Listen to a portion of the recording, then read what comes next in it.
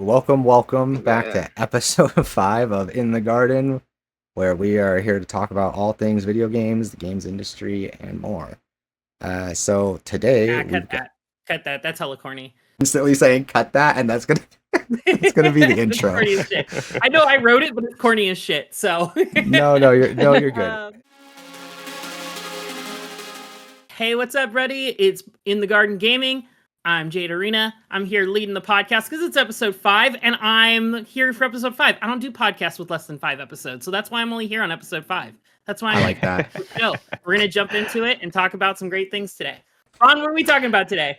Welcome back, everybody. We're here talking about all things games. We're talking about a bunch of crazy stuff that's happened as of today and the things we played over the past week, and we've got the regular crew with us, and finally we've gotten our good friend Jada, who will hopefully be a regular cast member going forward, and she's here. So say hi, Jada. Introduce yourself. Tell us a little bit about yourself. Hey, everybody. Put you on the spot. And me being here every week, it's going to really depend on you guys. You guys got to really, if you guys are good or not. I'm going to be judging you through this whole episode.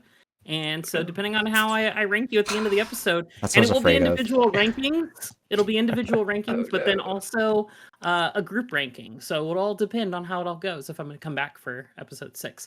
No, but seriously. Is it open book? Is it over? It is an open book. Yes, it is open book, but it is not multiple choice. So good luck. Okay. So yes, it is short form answers only. This is my cat Atreus. Say hi, Atreus. Who's gonna say hi to everybody? No. I also named a pet after a video game, just so everybody's aware. But yeah, a little bit about me. Just to introduce myself. Those who don't know, I'm the community lead for IGN. I basically manage the internet for IGN. I manage those comment sections. But more likely, you've probably seen me on our various IGN podcasts, such as Beyond for PlayStation stuff and NVC for Nintendo, or Next Gen Console Watch, where I talk about I guess next gen consoles, even though we haven't really had one of those in a bunch of years. But hey, the show performs and does well, and we like it, and so we do it each week. And there's always new stuff coming out, so why not keep it and talk about new things? And you also might have seen one of Jada's many reviews, because she has done a number of awesome reviews. Yeah. Actually, I forget about this sometimes. I've been in the industry for a little over 10 years, so I've reviewed a ton of things. I've done a bunch of previews, interviews with iconic celebs and big game industry people. My latest review is Dynasty Warriors Origins. I also am credited. Sorry, my cat is going crazy in my office, and I should have kicked him out. But I'm also, you might know me probably best from 2 things at IGN. One, I gave Sonic Shadow Generations the 9 out of 10. I'm crediting myself with helping the internet realize that IGN doesn't hate Sonic, because I'm a huge fan of Sonic, and I'm a huge fan of great games. And well, lucky enough, that came together in a wonderful package last year. And the other thing is Resident Evil 4 Remake. That if you've seen that viral video on IGN of the shooting gallery, that's me. That is me showing off my elite skills. Also showing folks that people at IGN know how to play games. Because most of us do. Game journalists do play games. Game journalists do play games, and they beat games before the guides are out. How do we know this? Because we make the guides as well. Also, no one can write the guides when you're on review code. Exactly. Is we're the ones making them. So, the short version for us, at least, is that basically Jada's our street cred.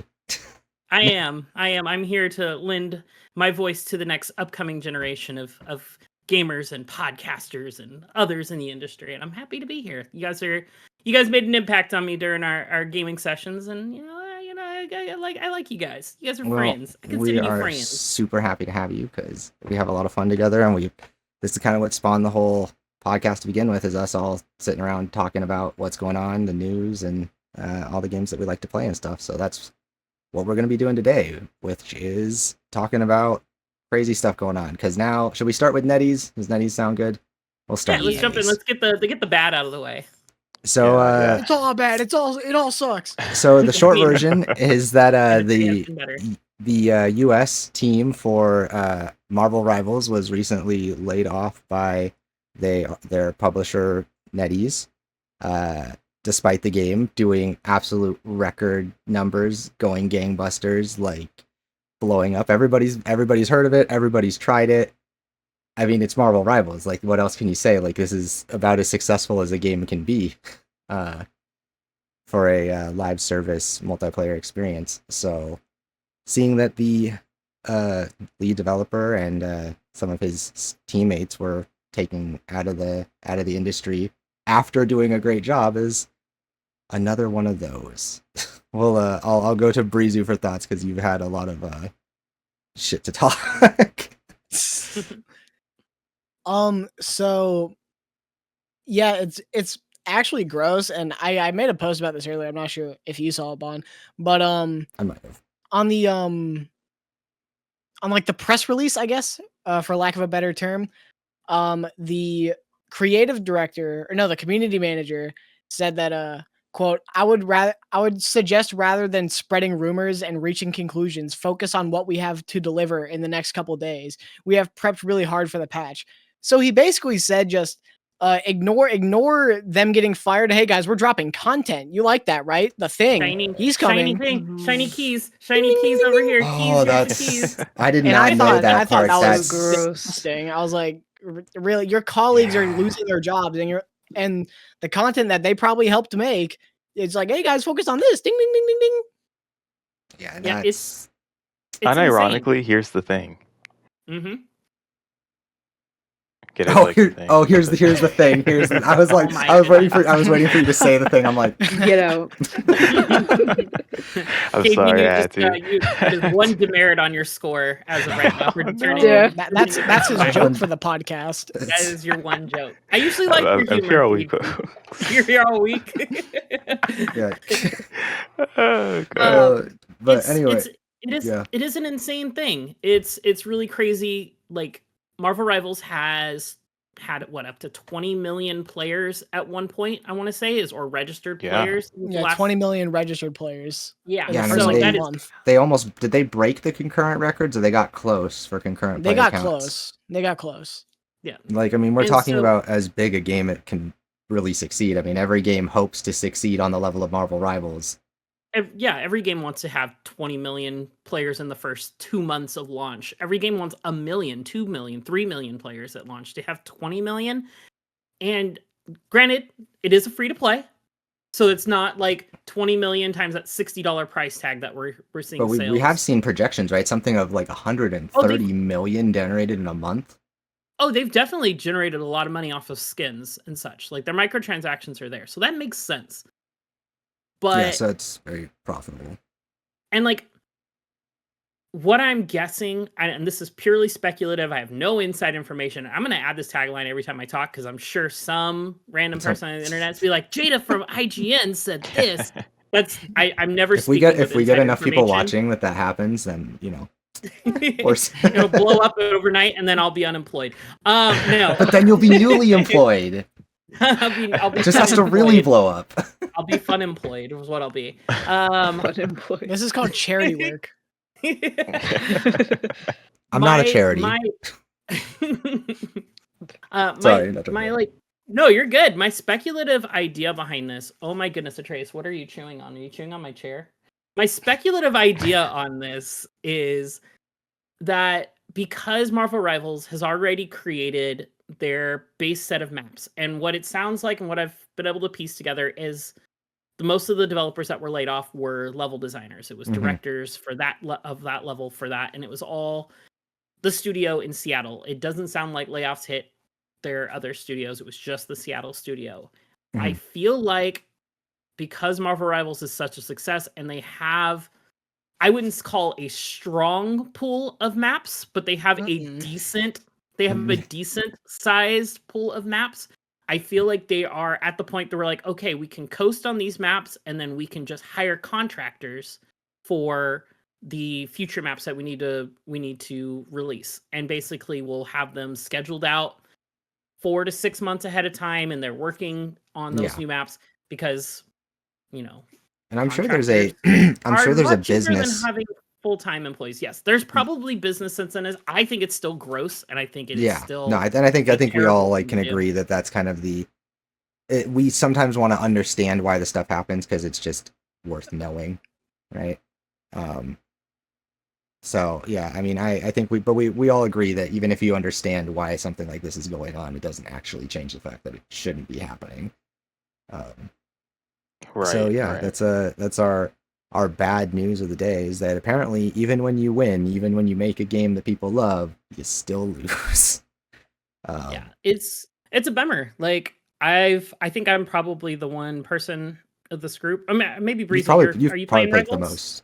I have not played it since I got the platinum trophy. So Gotcha. Okay. All I right. think you're I the only still one need to go. playing it currently, if you're still playing. Yeah, and I took like a week. I haven't played it for like a week, maybe week and a half or so, and I'm like, do I go back? I haven't invested any money in it yet, so maybe I'm part of the problem. I'm not spending money on this free to play game. Yeah, That's why I don't think that I don't people think up we're now. ever the problem when we're not spending Yeah. money. But I I spent mean, like I 20 do bucks, so it makes up for like you and me. there you go. Each I 10 mean, bucks. Yeah.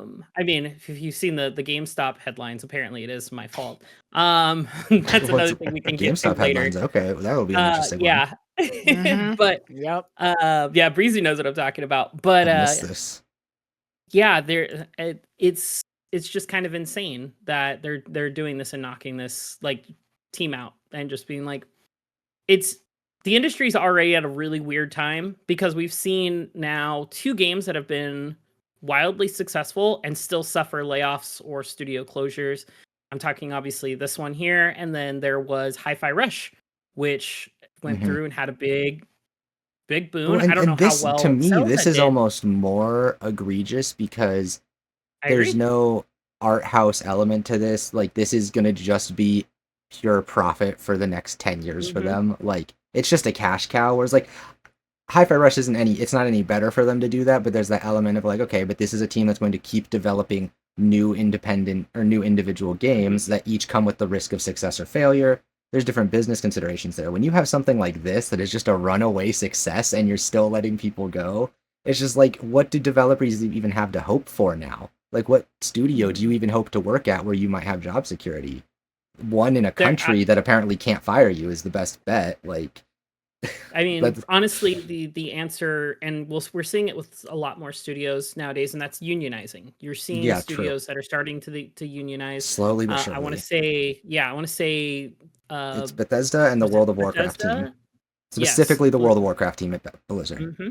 And so, like, and that's like it is. There's strength in numbers, strength in powers. So, like, and it's not easy to just unionize. You can't just be like, I'm in a union now. That's it. It doesn't work that way. The There's a worst lot. part is that you'd think that like in a world where people were always working towards their own interests, it would be very easy to unionize, right? Mhm. But it's the how many There's a of your lot of yeah, there's always the bureaucratic barriers, and then it's how many of your coworkers have been manipulated into thinking unions are evil, like yeah. things like that. Like There's a those lot of union busting that happens. There's trainings that certain companies have, literally for like they've middle been exposed management, for doing that. yeah, to like make Hmm. sure that I think, people don't come together.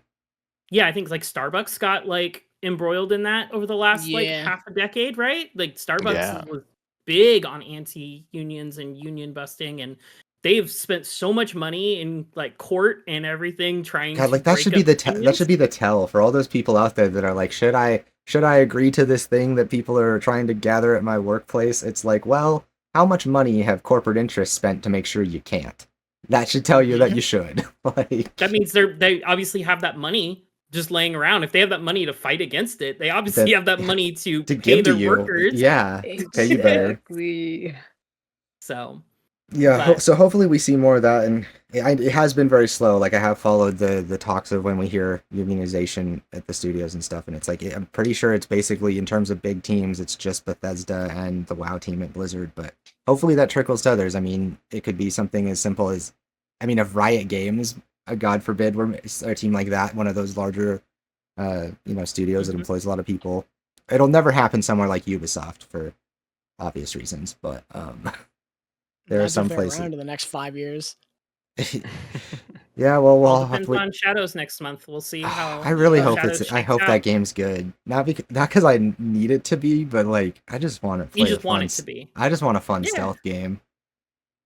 I mean, from all the previews and stuff that have been coming out, I've been seeing mostly positive stuff on it. I've There's heard good things. The only like, not to show my bias too hard, but like I've only seen bad things from people I don't trust.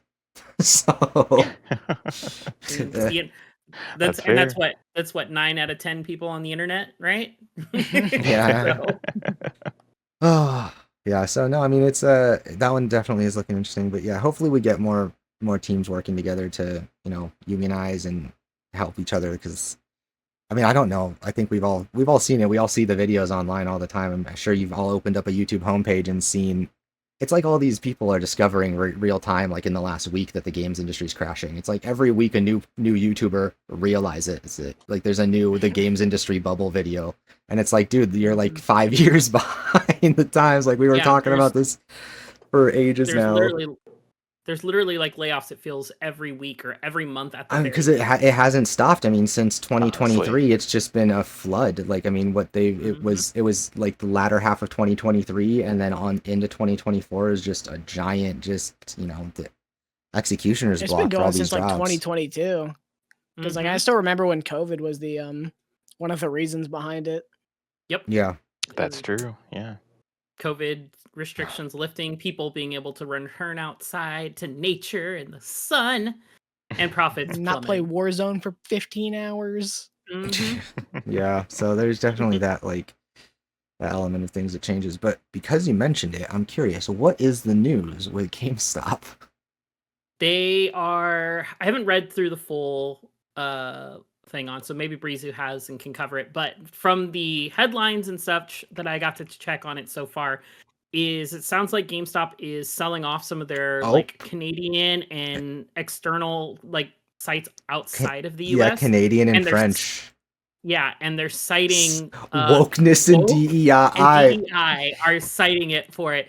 I just saw the article. Oh my Like, as God. I was like, I should probably look this up as you're talking about it, and I'm like Mhm. seeing, and And it is wild because we're seeing the exact opposite with Target right now, where Target is citing like a $15 billion loss after cutting, like in like shareholder value, after cutting DEI and other like programs and such. and you want to know So who's it's like, thriving? Just as an analogy to this, the company that's absolutely thriving after holding to its, morals and ethics and business practices is Costco. yeah, Can we get 5 big booms for Costco? 5 big moves for Costco. Double chunk chocolate. Yeah, but so I live right by a Costco. My dad goes to Costco a lot. Good job, Costco, for being a company that's not a piece of shit. Yep. Hey man, they keep those hot dogs and slices of pizza cheap. They'll have Those rotisserie people chickens, coming. those loss leaders. Love you, Those Costco. too. Anyway, not to make this Costco propaganda. Lemon, you a big Costco shopper? I mean, it's not a big shopper of anything. The only thing nearby is a Trader Joe's, so that's like what I sustain myself off if there's of. anything to fancy. have, if you can have one know, grocery right? store nearby, that's Yeah. a good choice. Definitely could have worse options. Definitely could have For worse sure. options. Oh yeah, for sure. Okay, so yeah, look at this. High taxes, liberalism, socialism, progressivism, wokeness, and DEI included at no additional cost if you buy today. CEO Ryan Cohen posted on X. Yeah, it is. We're in the Course, bad yeah. timeline, guys. We We're- We've always been. we definitely rolled Yeah. the wrong dice in that episode of Community. Like, I think it goes deeper. It's like I saw the TV glow. Like we're supposed to go back to the other world. We're in the wrong one. This is not the real world. I've watched one movie this year and I can reference it. I had to say it. I had to say it before Breezy said it. I made you watch it. and isn't that from last year? Yeah, that's last year. Damn it! Oh, I'm not okay. Well, I Still got to tried. fulfill How do your you do, fellow 2025 quota. Yeah. It's so weird, like to be tweeting like that and like talking like that when the only reason your store or your company got like brought back to life was because of a meme Mhm. coin like 4 years ago Yep. that has a movie with Paul Dano in it. Like, Hey, I'm not gonna lie. The movie was actually pretty entertaining. It was actually it's I not heard bad. good things. Yeah. it's not a bad movie. I just So, wish like, I was that. Like, it's like it turns out like autist with like way too much faith in GameStop becomes the catalyst for like like life-changing amounts of money, like that should have been my story.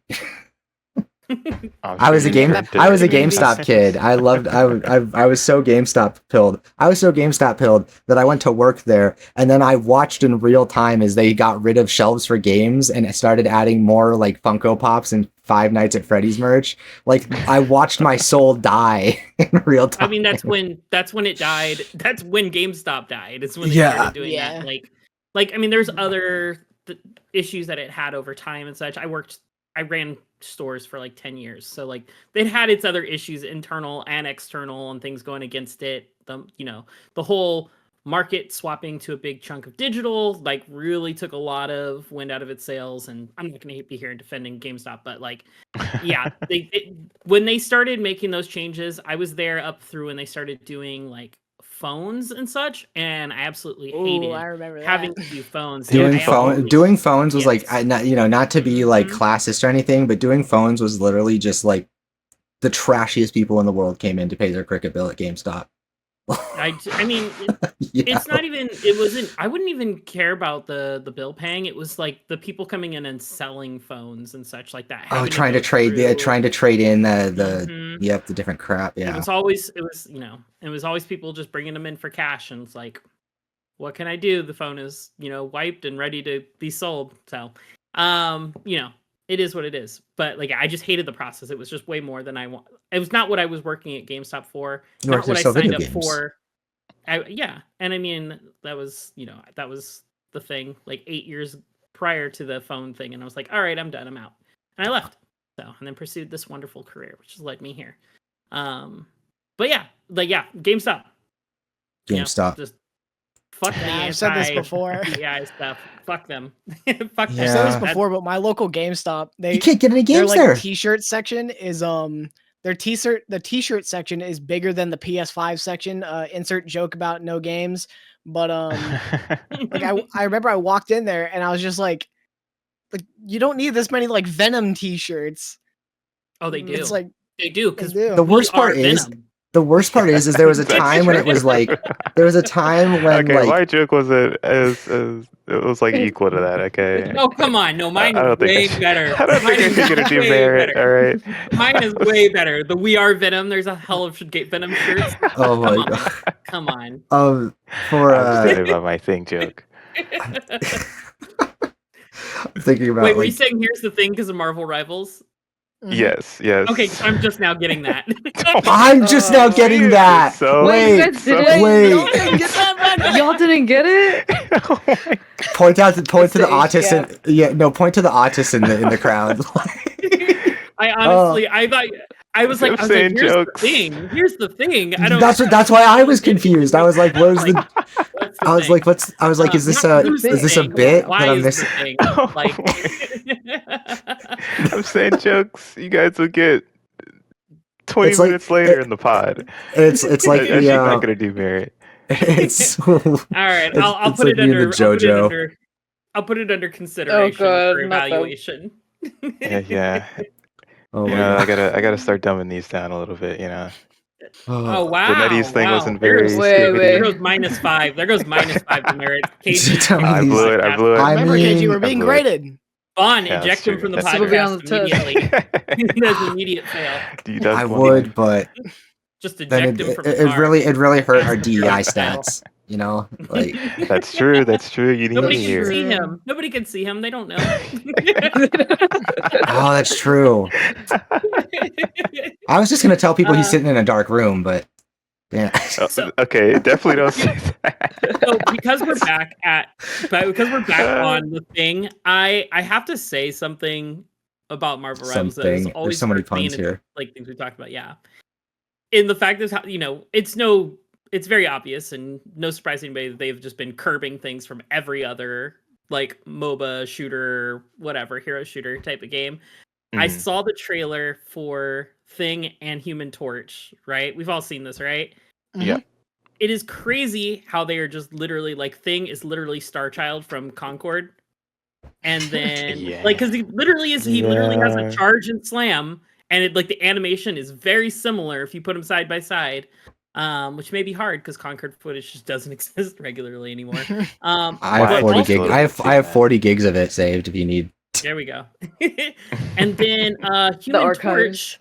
Human Torch has a dive kick that is just like what's her name? The rocket Roka. chick. Roka. Roka. Her rocket kick is literally his dive is literally almost the same thing. It is just wild. And people are like, I didn't know that. This is so cool. Yeah, it's crazy. So just a little thing I noticed in the trailer today. I'm like, God damn. It's a little extra pain, you know. Are you to go along with sneezing? this- Yeah.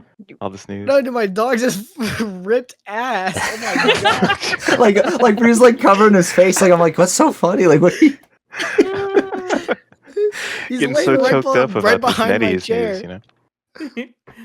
no pets in the podcast room. Oh Yeah, man, new I'm rule, out of new luck I rule. here, can hear buddy. it from here. Ready. Anu, come on. Oh. All right. Well, let's move on. So, okay. Well, pets are allowed as long as they're not My pets behave. farting. Anu, Breezer just needs Yeah, to. no farts allowed. No farts allowed. this is my mascot. What do we got? What do we got next on the docket to talk about, Bond? Let's talk into something a little bit happier. A little bit Bit happier. nicer.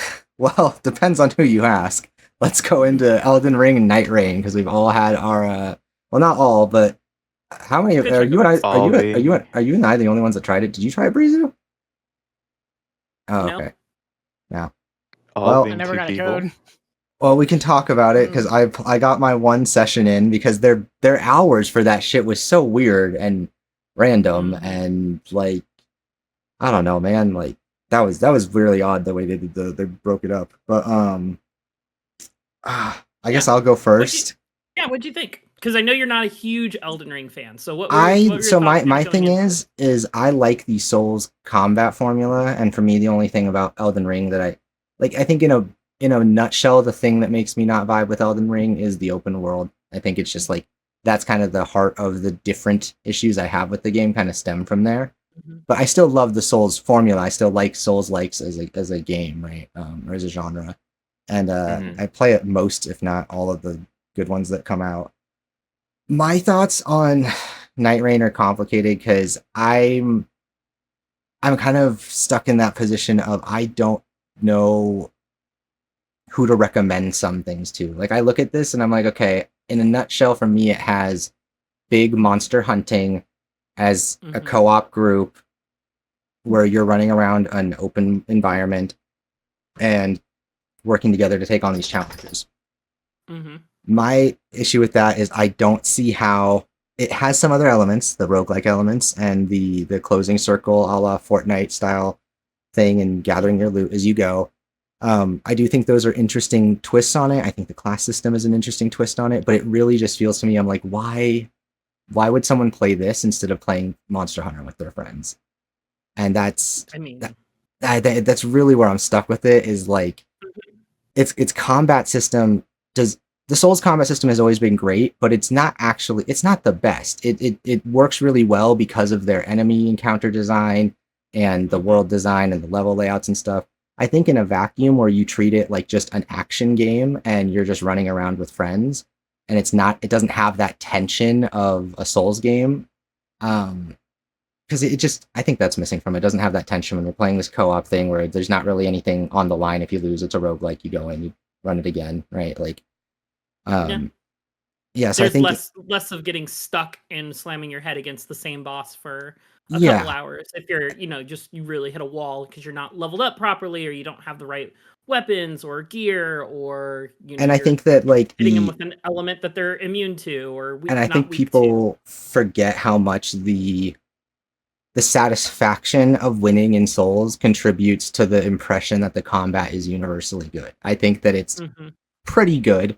I think that Nightreign really shows a lot of the holes in it. I was really surprised by the one boss fight that we did do that like they still have no idea how to handle multiple people, and I was positive that's the one thing they were going to do with Nightreign was use it as an opportunity to work out their boss AI to deal with multiple players.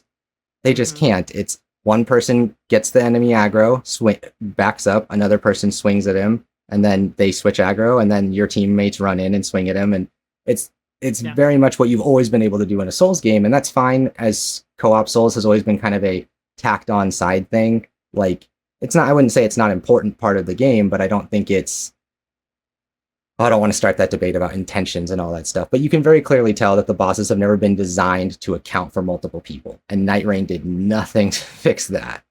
So See, yeah, from what we've seen. From what we've seen, Yeah. thus far. And I haven't. Like, I only saw the footage from the one boss fight that you guys did, but I remember seeing in the trailer the little wolf fight where like it splits up into 3 wolves and Yeah. gives I you an guess individual. attacks like each player separately. I'm wondering if they're gonna do more of that in the full game.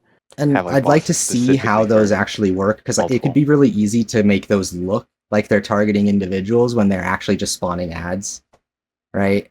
That's true. So That's like true. the way, because I mean the way the boss works. So I fought that final boss because that was the final boss. I want to say it's called Tricephalos. I want to say, if I remember correctly. I fought the boss a couple times. Didn't get the dub on any of those because most of the time I was down a person because somebody either got disconnected because it was a network test and bad signal, or somebody just rage quit because they died and weren't having a good time, or whatever reasoning for it. So like most of the time we went in down. I went in down a person. I think I only got to that boss fight. So how did you feel? Did it seem like it knew how to? It's hard with only 2 people at that point. Like, it's hard if you don't have all 3. Tough. I did feel like that the aggro was kind of split between them. What I will say is the second boss, which was the Fell Omen, I believe was the name of it. I'd have to go double check the footage I've recorded for it to see if that was the actual name. I would say that boss did a decent job of targeting multiple people, but only with specific attack. Like they had AoEs or certain things that would track multiple people. Not even AoE. So yes, AoEs, that's just, that's Souls. par for the course with any, boss in any game at this point. But there's an attack where they would throw out a bunch of knives, and they would throw out like 2 or 3 at me, and then I'd see them not throw some at me because they were throwing them at my other teammates, and then more at the other teammates, all while they were targeting somebody else specifically. So like, it does seem like there is an effort to give more of that multitasking ability to the bosses. However, I don't know how far it's going to go. Like, this is a closed network test. I played it for, I think, a grand total of maybe 8 hours across the, I don't know, what was it, 15, 16 hours that was available.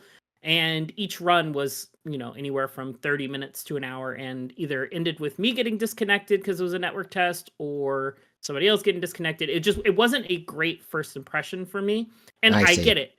It's a network test. It's not a beta. It's still 3 months away, which sounds way too soon, to be honest, because it's dropping in May. That's what I was like. That's another thing is it's a network test, but the flip side is that there's an element of, aside from technical issues, I think a lot of the gameplay stuff is what it's going to be, other than just stuff we haven't seen, right? And the craziest thing is that as of now, they haven't shown any like lobby system or partying system. Oh, we have to talk about that. The password, the standard Elden Ring group password, my biggest pet password peeve, thing. And I think it was KG who pointed this out while I was streaming it the other day, but like, my biggest pet peeve is the fact that you go back to your individual roundtable holds and all have to again re-queue. Like, the fact you can't just hit a button to go into the next one if you all die, especially on a failed run. If it's a successful run and it sends you back, whatever. But like on a failed attempt, you can't just hit retry in a roguelike.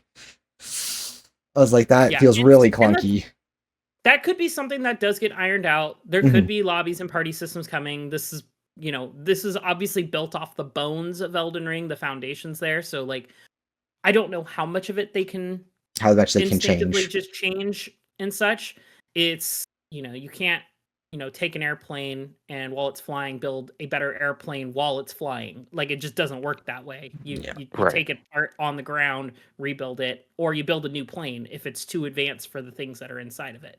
This is probably a really weird analogy. I get what you're saying. I was going to say you can't turn a plane into a helicopter while it's in the air, but I get what exactly. Yes, there you go. That's a much better way of putting it. It's one of those things. So we'll see. I do have more interest in playing more of it because I do like. Once I'm curious. I just don't think I could pay for it. I would, if like I had the option to try more of it and see more of it, just out of curiosity, I would, because like I am legitimately curious if they can get there. But yeah, as a paid product, I think that's a harder sell, and also I just my big thing with it is it just didn't. It felt like people talk about this a lot with games feeling like a mix of other things, but this really felt like, in no uncertain terms, it didn't really have any original ideas. And I mean, I think that is kind of it was bringing ideas that are new to Souls, but none of them felt particularly inspired outside of that. The exception being the mage class has a cool series of like I've seen how it works, and that conceptually is actually pretty innovative, but like everything else just very much feels like, if I'm being honest, my biggest thing with it is I don't know why I wouldn't just have two friends summon in and actually play Elden Ring. Like if I don't really want to do that, but if I did, I feel like that would deliver on it a little better. Movement is also another thing. It's just a lot of sprinting. This is a bias for me. I'm tired of games that you just sprint around in. Like, give me a way to move that's in. Give us grappling hooks. Yeah, give me something to make it feel cool when I'm moving around. The camps are also really spread out and stuff, which is like, I felt then again, I was only on playing with you guys on like the day one or day. Yeah, we didn't make it to day 2, I don't think. Or we did made like it to once. day 2, and then we made it to day 2, and then the test ended. Died. Yeah, the server died right or shut down right then. But one thing I was noticing is that like it just really lacked the tension that I'm used to in a Souls game. Like, and not necessarily because it wasn't like the fights were just too easy or anything. Like we were dying here and there and getting knocked down and having to revive and stuff. It was more just it didn't. I think that's part of it is the taking a roguelike, which is kind of low stakes on the face of it. Like it used to be the opposite, right? You'd see a roguelike as like this high stakes thing, but to make them roguelites in the modern sense where you have that meta progression has really made failure low stakes. And I think that something about that just doesn't really mesh with the Souls formula for me. I think that when you don't have that high tension, when it's like you're just like when we gang up on a group of enemies and we just instantly kill them and stagger them to death, or we like would get on a mini boss and just perma stun him to death. I'm like, this doesn't feel like it's fun. It's fun to feel strong. It's very different, but it's very different from a normal Souls experience. Yeah, and I feel like in that environment, I feel like other games have done the combat in a way that feels more fitting. It feels like they were like, okay, we like Souls combat. People like Souls combat. We respect that. Let's give them a roguelike. And what they turned out is functional. It's just I'm like, I don't know that there's any. I can't think of any roguelike I wouldn't rather play. Like I think that's the hard part. Like when I think of Windblown, which I've played, which is the that's Motion Twin, their most recent thing. It's 3-player co-op, same thing. Action RPG roguelike with meta progression and collecting loot and fighting bosses and stuff. And it is just so much more built for that. You can feel it in its soul, right? It is. Well, they built a helicopter, not a plane into a helicopter. Exactly. They were building a specific thing, and it's a new thing. And it doesn't have that. Right. It doesn't have that presentation of a big, huge Souls game. But like in terms of the tightness of the mechanics, the feel of the fights, the way the enemies are dangerous at all times, even when you're all clobbering on them, right? Like they have a.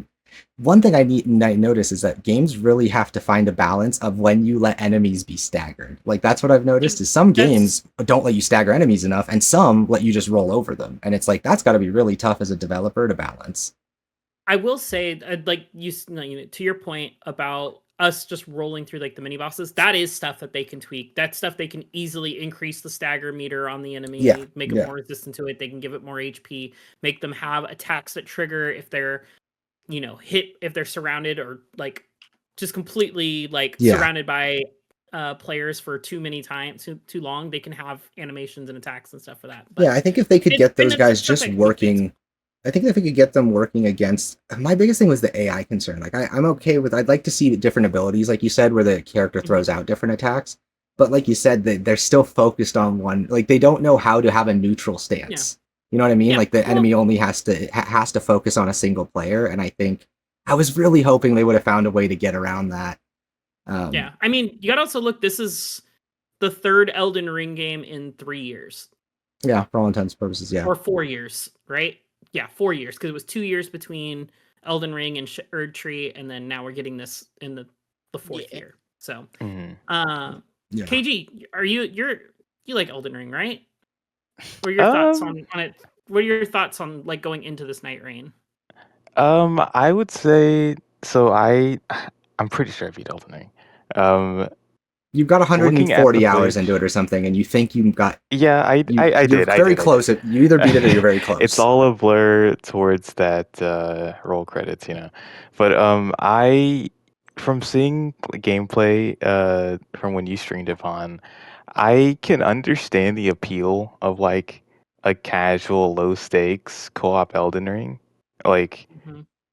I think about it and I'm like, people that enjoy Elden Ring are gonna pick this up. People that That's aren't true. Mhm. I think Elden Ring people that aren't lovers, like people, to be clear, just not to cut you off, but just to be mm, clear, I do think people who love Elden Ring will really like this. I just think that if that's not like, if your identity isn't guy who loves Elden Ring, you can get a better version of this from something else. Anyway, back to your point.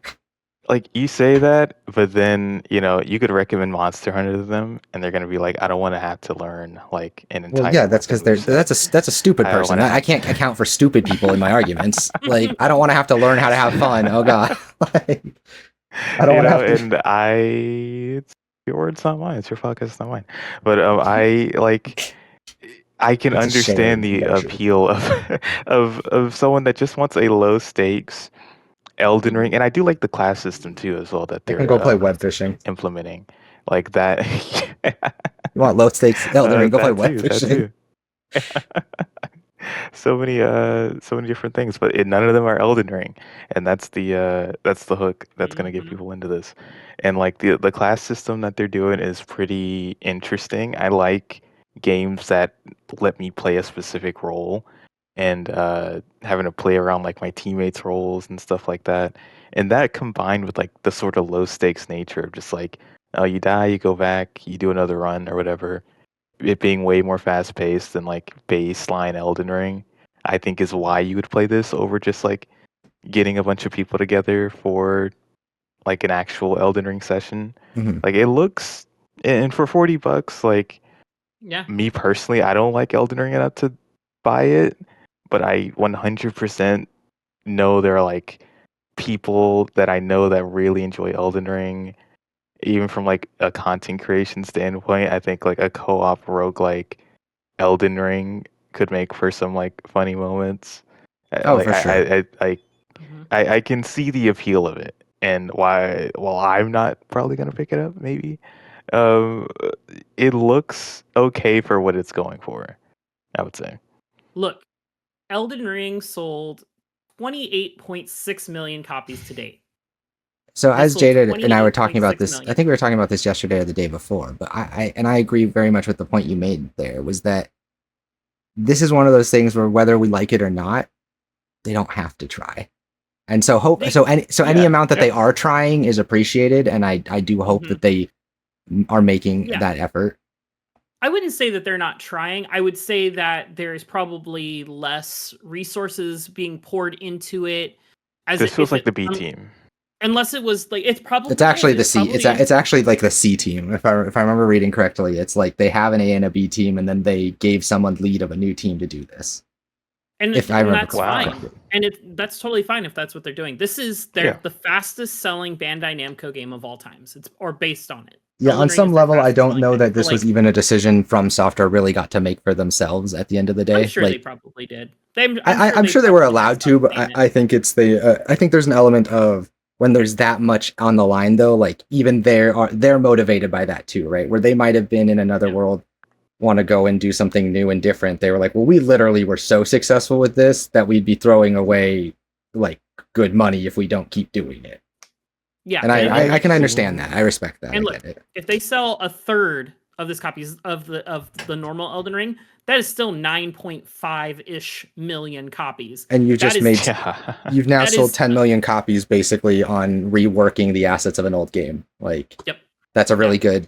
Yeah, no, I Yeah. see the And so reasoning like and the values there, the profits there, like it just makes sense. More the Mhm. fans of Elden Ring want more Elden Ring, so why wouldn't they give them something like this? So like this is probably going to come out and be a big success. I don't know how it's going to review. I don't know how it's going to like the long form is going to look like, but I think it's a smart decision by Bandai Namco and FromSoft in general.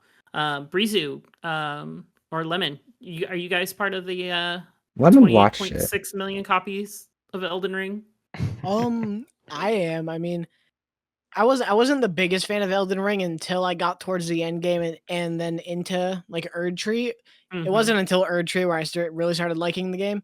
But everything I've seen of Nightreign, I mean, yeah, it just looks like more Elden Ring, and it kind of looks like a mod almost. Like It not feels like like an offensive way, but it feels like a good fan it game. It feels like something I'd play like a seamless co-op. It feels like something like that. Yeah. Iron Pineapple made that point in his video when he was talking, because he did a big deep dive on it, because he got early access to it. Yeah, he did like a big like hour long or some big video, and he made the whole point about like not in a disrespectful sense, but it feels like a very thorough fan game, and I'm like, yeah. That's what it feels like to me. And yeah, and like as a roguelike not enjoyer, I'm not a huge fan of them. I like a few of them, but as someone who's like, that's not my thing, throwing an Elden Ring roguelike in my face is like, I think I'll pass. I'm good. Lemon likes roguelikes. But Lemon's not played a Souls game. I've only played one, and it was Bloodborne. I mean, you played the goat, Not so that's to completion. Fine. That's fine. At least you got to play the goat, so you know. That's not Sekiro. Get the experience. Sekiro is its own thing. It's not. It gets its own. It's in its own world. It goes somewhere else. Is it though? Yeah, because you want to know. You want to know how I know that Sekiro is different? Because I'm good at all the other ones. It's because it's Japanese. Oh, it's an ego. No, seriously, like no. I like Sekiro, but the difference is that it's the only one that I've had to learn how to play differently. All the others, the skill set transfers. Like if you play Dark Souls 1, you can like I've seen people say that doesn't work for Bloodborne. Those people are dumb. Like does it work for Armored Core? No, Armored Core is better than those games. It's totally different. Sekiro's the goat because you had to learn it. Armored Core 6 is the actual best Souls-like. That's my hot take. But we're saving that for the nuclear takes episode. No, nuclear takes. Are we gonna do a nuclear takes episode? I don't want to make people that angry. We're building up a catalog here. It's your damn show. Yeah, we're loading up nukes. Yeah, put a lot of pressure on me. But I'm of course. I hope that I don't know. I always wish FromSoft the best because they make great stuff. It's just one of those things where it's like, I played it. It was interesting. I'd be really hard pressed to like recommend it to anybody. Just because it feels like if you want to fight stuff with your friends and swing big sword, I'm just gonna tell you to play Monster Hunter. Like, I would do the same. I honestly, Monster Hunter is always gonna be the first one out of my. Yeah, and it's just it's one of those things where it's not like that they're the same, but it's that they're not. The premise is enough that, and it only feels like they're similar because they've stripped away a lot of what makes a Souls game, right? A Souls game is largely a Souls game because of its atmosphere, its world building, its characters, its very strange manner of storytelling, all blended in to this really great combat system with good enemy designs. And right? you're saying Nightreign is when you take away pretty much everything other than the combat. Like, I think that now you're looking at a game that's a lot more akin to Monster Hunter, right? Because no one cares about Monster Hunter's story or anything. You play Monster Hunter because it's just fun to go kill the monster. I do. Like, shut up. I like the story of Monster Hunter. They're very simple. Yeah, like no. I'm not saying no one like they're bad. I'm saying they're not like you don't have a Vati Vidya for Monster Hunter lore. No, for sure. No, you definitely don't. Yeah. It's definitely a lot more in the shallow end of the pool for when it comes to lore for Monster Hunter. So yeah, as a more gameplay focused game, I think that. Yeah, it's just, I think Souls games are good because of the package. And I think that by fixating so strongly on their gameplay, they've done some interesting things. I just think that it's a cool experiment.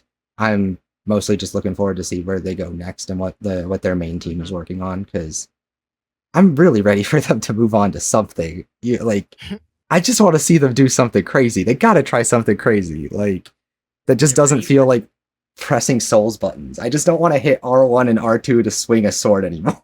Give me something different looking. 2027 Elden Rings. Oh, they have to come out with Armored Core 7 first. Come on, man. Something completely different. It's left-handed Dark Souls. This time you press L1 and L2. Oh my god. Damn. Yeah, it's gonna sell 1 billion copies too. So I would not see. For me, I won't have an issue recommending Nightreign to people because chances are, with 28.6 million Elden Ring fans out there, You're like, it's an throw easy a rock recommend. and I'm gonna find somebody who's gonna be like, yeah, that sounds fun. Yeah, no, and I Honestly. definitely, I think it'll do well, and Yeah. I don't want to be too negative about it because I do think that like I like when game companies try new things. I really appreciate Yeah. just like when I appreciate when my favorite artists do a genre swap. I like that shit. I don't get mad that they did a completely new thing. I like to see it. I just But that's not what you said about Beyonce doing country the other day, Bon.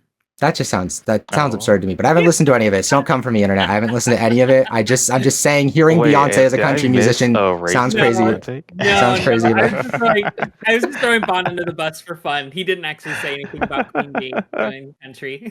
Like, we can I do always think piss off so many fan it's odd bases in though a because I'm single like episode. I really do. I'm like, really? She did a country album and she won a Grammy? That's crazy. Like, Yeah. see, I wouldn't know because Hey. I wouldn't touch country music with a 10-foot pole because I have like self-respect. But Cowboy know. Carter's good album. It's a good album. Yeah. It's pretty good. damn, well, Listen, it's Black maybe- History Month, Bon. You gotta now there's finally a country album I have to listen to. I see. Mhm. we gotta Yep. teach you. Well, She was okay. your Beyonce learning Now, month. Beyonce will Moving- teach you about country music. What it's moving meant on to from be. Yeah. Cowboy Carter, let's talk about our next game. We've all, not all, but 3 of us have played. You know, Lemon, KG, I'm gonna need you to stop slacking. We need you to play the games so I we would can just all. stop saying all when it's 2 people. This time it's This 3 is people. why I said I was 0.5. So When I say all, I'm mostly like, well, I have, so Exactly. anyway. So weren't you next just up playing is the Isle earlier today? I was playing the Isle, and I was trying to play the Isle, but I was getting stuck in a server queue because that game is stupid as hell. Anyway, don't I don't know recommend why you had the craving. because you Went back to it. It is Lemon got me watching these videos, so I don't know if you guys know about these games. I didn't get you watch it. It was your own algorithm I getting you to watch those videos. There are these like survival. They're like these survival PvEVP games that are like simulation based. So the Isle is like a dinosaur sim. You play as a dinosaur. You start as a little baby. You have to like eat and grow and try. And the only other dinosaurs on the map are other players, of whether they're herbivores or carnivores or everything. It's super nerdy Oh, so shit. it's like Slither.io. It's like It's DayZ. an interesting concept. It's like Interesting DayZ as a concept. dinosaur, like basically. It's really tedious. It Okay, doesn't that sounds explain anything to you. It pretty takes fun. like hours and hours to get anything done. But there's something Well, I mean, about you're it a that's dinosaur. You have tiny arms if you're a T-Rex. So well, yeah. like I like playing it. Of course, I found my niche. I found a way to play it as a stealth game. Is I play as the Deinosuchus, which is like a big crocodile. But you have to grow to be big enough, and once you're big enough, you can lunge out of the water and like ambush people for like an insta kill, right? Like a stealth character in a more traditional game. Anyway, Lemon got me playing that shit because they were like, "Hey, you should try this," and I was like, "Okay." It's a whole thing. Moving on. Let's we were talk. going to talk about Avowed, right? Avowed was coming up. Yes, Avowed. Before Lemon got me on the aisle. Oh, yeah. I'm like, Plus points for Lemon for putting Bon in a tailspin. Thank you. I'm just like, do people want? Do I need to tell the people? Do I need to tell the people about the dinosaur game genre? Because it's like a whole thing. There's like 5 of them. It is. There's a whole genre about it. Like shout out Path I of did Titans. not know this rabbit Like, hole. Path of Beasts of Titans, The Bermuda. Isle, Beasts of Bermuda. There's like 5 Roblox games, but those don't count. Like, It reminds me of Tokyo Jungle, but instead of everything else being controlled by a computer, you're playing against other players. So it kind of works for me. For those of you who are under the age of 30 and never played Tokyo Jungle back on the PS3 era. I saw that. I never played it, but I saw it. Bro, you played the demo for everything. Like, KG needs to get a tattoo that says, I played the demo for that. Yeah, Hey, you know, There's a That's demo on for it. that. Tokyo Jungle basically puts you in a post-apocalyptic Tokyo, and you play as a various animals, and you're just trying to survive other animals. So like you're playing as like like little dogs or little cats, and as you get higher up, you can unlock bigger animals to play as. And That's stuff. actually cool. But yeah, it's actually a very it's very a lot fun like game. that. I think it's if you're in the last I checked, it was in like one of the PS Plus catalogs. I saw it. Like I saw it recently. Like that's what made me play. I was like, I've seen the box art in recent memory. Yeah, it's fun. It's definitely, old at this point. It's got some jank to it because of its time when it was developed on the PS3, but it's a fun little novel experience. So yeah. but Okay, Avowed. Yeah, Avowed. Anyway, moving on from Dinosaur Sims. Wizards and mushroom peoples and yes, playing as a clicker from The Last of Us. Exactly. Who wants to go first? I've already taken it on the last one. So Breezy, you've been playing it? Cool. I was about to say I could probably go first because I think I have the least to say about it. I love Obsidian. I love their games. I love yeah. I love KOTOR 2. Name 3 other every Obsidian game. games. Prove you're a real fan. Name 3 name Obsidian 3 games. Grounded. No. Grounded. KOTOR 2 and New Vegas. New Vegas. Sorry, sir. We were actually looking for Tyranny, the underrepresented game. We're actually looking for Pentiment. But yeah, so it's got the call signs of a good Obsidian game, and by that I mean the writing's on point, like always.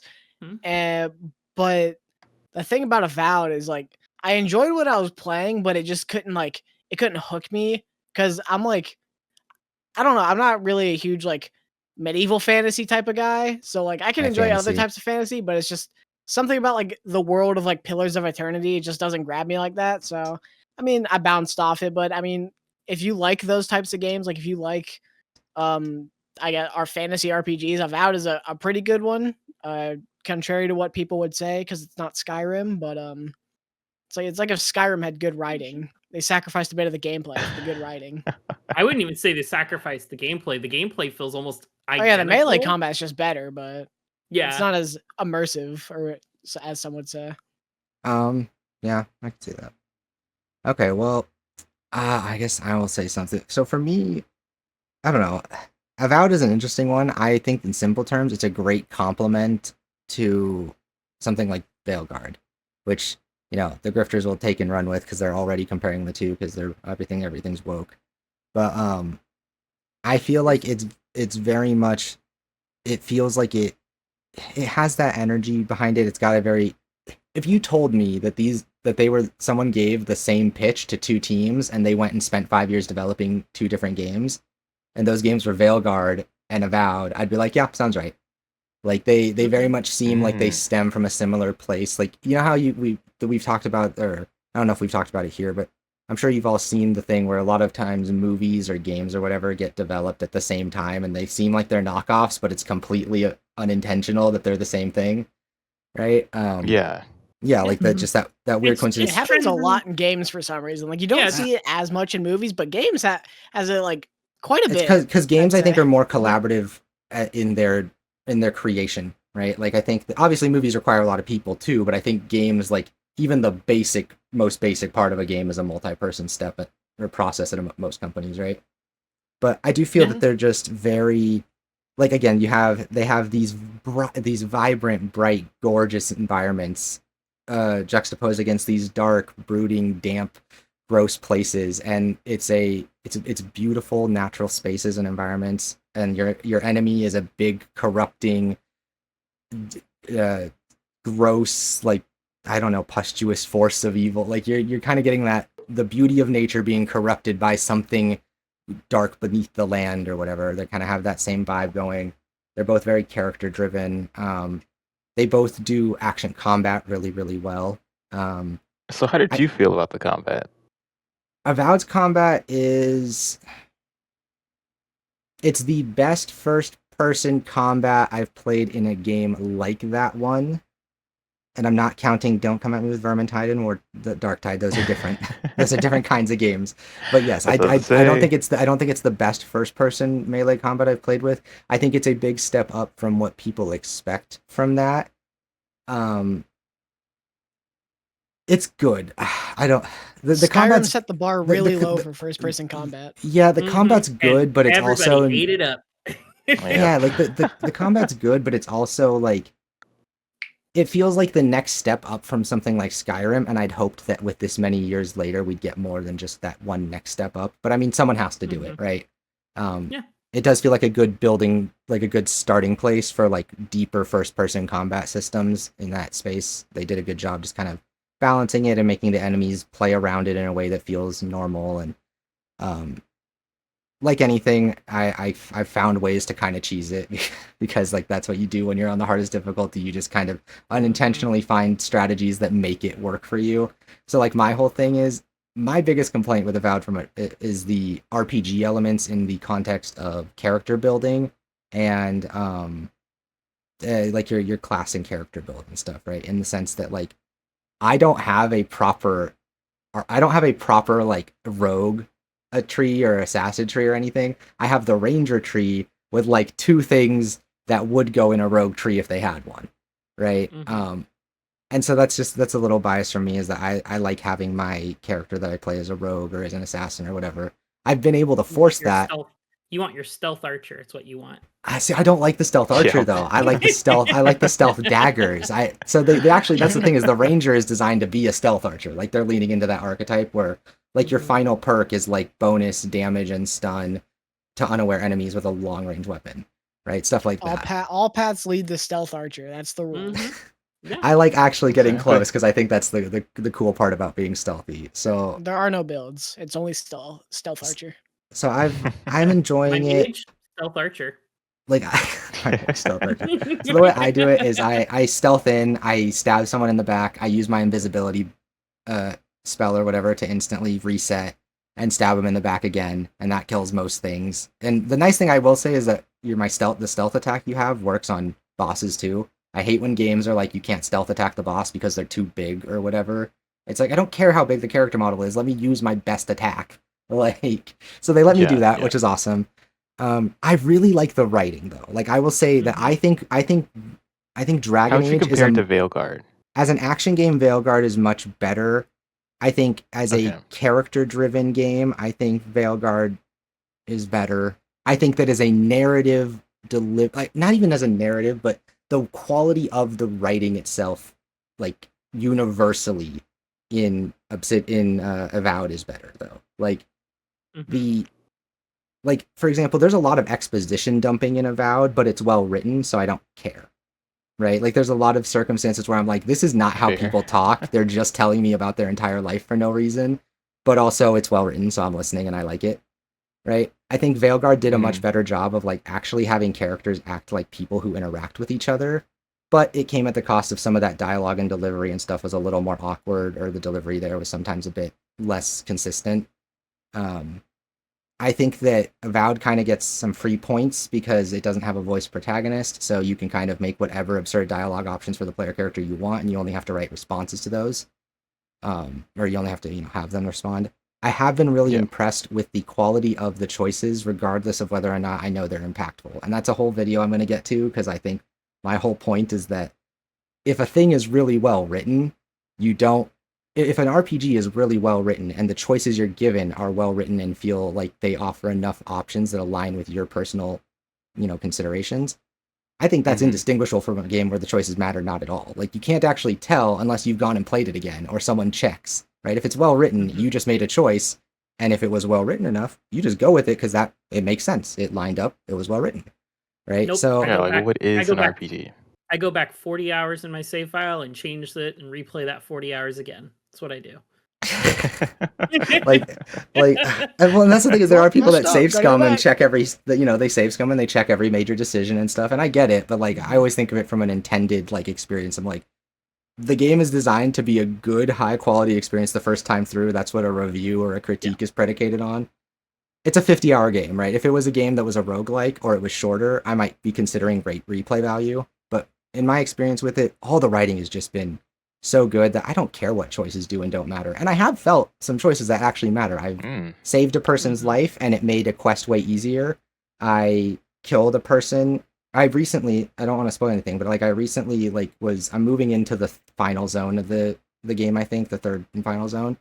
And like as I'm leaving that place, as I'm getting ready to leave and they're wrapping up events there and stuff, you like literally stumble upon a camp of people you're supposed to be aligned with, but like they're kind of like not good. Like they're the religious fanatics and they're technically under the same government as you, but they're like not, they're religious fanatics. They're never the good guys, right? So like you can work alongside them or try and like pacify them. But I was just like, I don't like religious fanatics. So I went into their camp and just killed them all. Like I was like, right. But then I did that. Like I did that just out of like kind of like crazy gamer bloodlust. Like I was like, I don't know, they're preaching at me. Let's kill them. Kill them all. Right. Kill them all. I haven't killed enough people in this last hour. You guys Yeah. are just here. Yeah, like so I killed these people, and then I get back to this city that's like, and one of a major story event has happened, and like people have been attacked and stuff, and you get back and it turns out that the attack was massively mitigated by the fact that I'd killed all these people just because I felt like it. Like those were the troops that were going to march on the settlement or whatever, and because I just decided to do that without any indication from the story at all that I should. I wasn't even led to these people. Like I just discovered them hiding in a cave on accident while exploring, and I like changed a major plot event by killing them. So like I was like, that was awesome. Like I was like, that's choices and impact. That sounds like some cult ass behavior, is what that sounds like. Yeah. Hiding in a Preaching religion inside of a cave. Yeah, that's a cult. That's what we call it. It's not religion. That's a cult. Well, they were hiding in the cave to prepare for an invasion. They're from the you played the game. You know how it all works. But yeah, so there have been choices that matter. I had one really early on where just like the character I was introduced to, he's a godlike like your character. He's blessed / cursed with the features of a patron deity, and like his whole story was just threw me for so many loops. It had like 3 different plot twists in like one character's quest chain, and like the morality of it was like legitimately vague, and I ended up on it like when it was all done and I turned it all in and I finished the quest, I was like, damn, they really let me go my own way with that, and it all felt in line with who I wanted to be in the game. So I've been really impressed with the writing. I think the level design's great. The exploration stuff is good. It does do the thing that Veilguard does that I don't know how I feel about this. A lot of people like it. I'm kind of mixed on it. There's just chests and shit everywhere. Around every corner there is 3 boxes to climb over, and if you look over the roof there'll be a chest or something. Like, and it's fun. Some lickies and chewies. I do like it. I think it's hit a point where I'm like, okay, goddamn, they're like the ludonarrative dissonance is setting in a little bit where I'm like, why are there these really fancy wooden chests everywhere all the time, constantly? Like they're just always use them full to of store things. So like yeah, the like build. loot.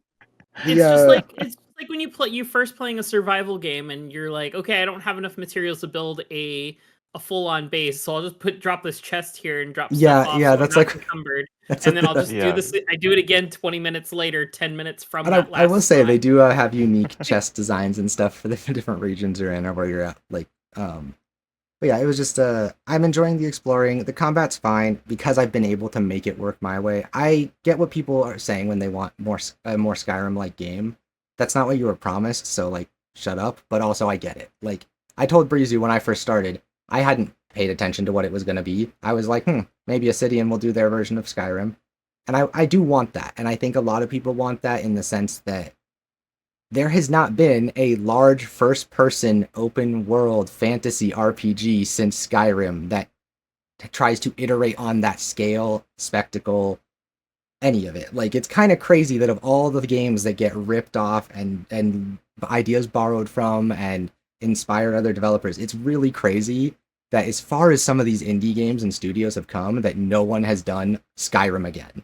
Because like you've got to look at it. It's tough. Oh yeah, it's got to be hard to get it right. I totally could see that. I'm surprised we're not hearing about attempts, right? We don't hear anyone making this. It's not even about getting it right. Like getting it right, honestly, I think is the easiest part. I think the hardest part is not even that. No. Let me finish, Bon. Let me finish. sorry. That was an inside thought that came outside. That was me thinking. My time. No. The big thing for me is I think what is really intimidating for a lot of developers to try and make the next Skyrim is that being compared to Skyrim. This game that has been uplifted to mythical status, regardless of how actually good it is. I think Skyrim is a fine game. Don't come for me in the comments. I think it's fine. I think Skyrim is a very good game. I think it's an excellent game for those that love that style of gameplay. But because it is this like on this pedestal for first-person fantasy RPGs, it was formative for my entire generation. Like any game that comes out that looks anything similar to that is automatically going to be compared frame by frame, pixel by pixel, attack by attack, story word by word. Oh It's yeah, all going to be compared directly to Skyrim, and that Yeah. is and that daunting. that whole thing of it's very daunting. It's why would I play this when I could play Skyrim?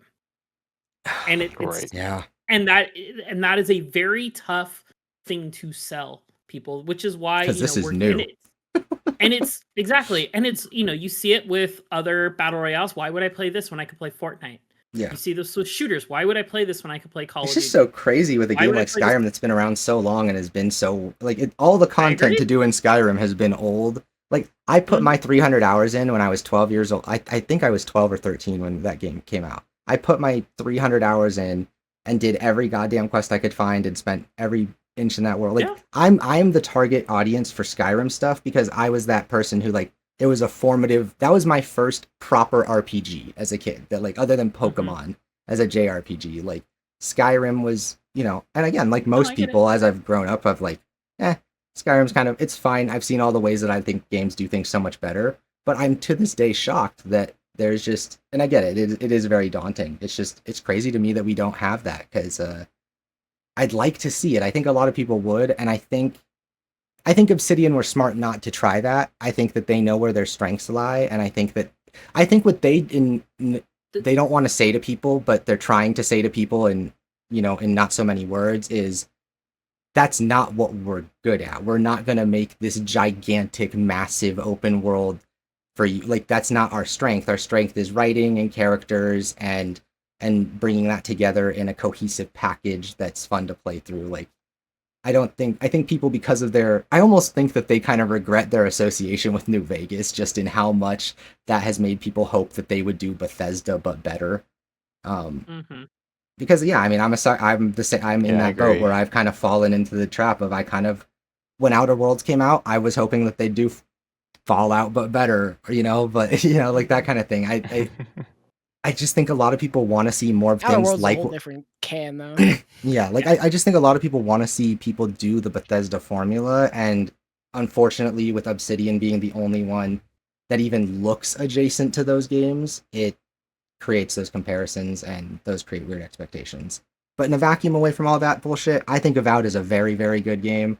I think I still like Veilguard better, but Avowed it's better written. So I'll ask this question to you and ask it to everybody else. What studio, if it's not Obsidian making a Skyrim or the next Skyrim, what studio would you want to make that? The next type. What studio do you envision that? And anybody who's got an answer sooner can jump in. I don't want to put Bond on the spot solo. Massive. Yeah. Massive? Yeah, the team, the Ubisoft Massive. I know it's Ubisoft, but they're massive to me because they're their own thing. They make the good Ubisoft games in my experience. Yeah, they did Avatar. That was the last. I was literally thinking, ago? what's a first-person game that you thought did a really good job of world building and open world exploration stuff? If you could take, I think they have the chops to do that whole part of it. The only thing that would be new for them would be doing a proper RPG experience in terms of really focusing on that writing and the stat building and character stuff. I think but the hardest part, I think, the scope of it, the world, making it believable and interactive and stuff, they've really shown themselves to be excellent at that. Like, I really think Outlaws and Avatar were my favorite Ubisoft games in years. Like, I mean, and even Division 2 was like, as much as it was a live service looter shooter, it sold your premise. If you ever played that game through its campaign, you hop in and it feels good and it sounds great, and the story and the delivery and the environment.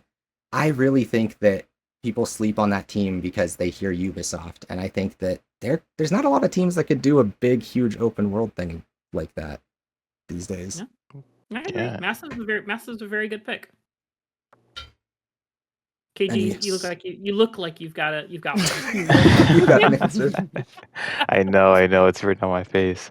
All over.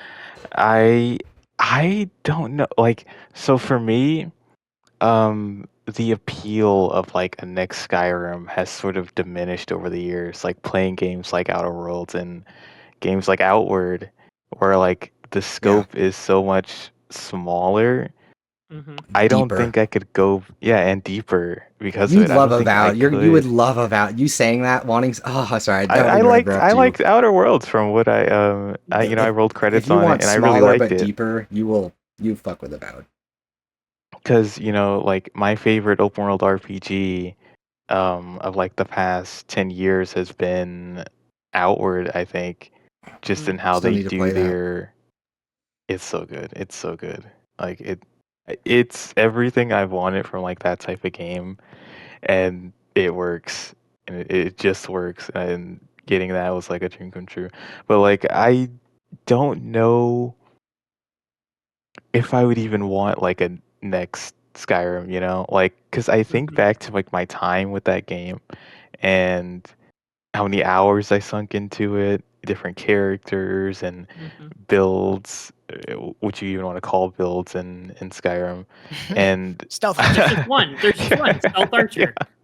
and build singular in that game, and I think like I don't know if I want this again because some of these hours were spent doing a bunch of Radiant quests or doing quests that didn't really have a lot of narrative meaning or replaying So, quests, so when I or so when I say like, what game would you like?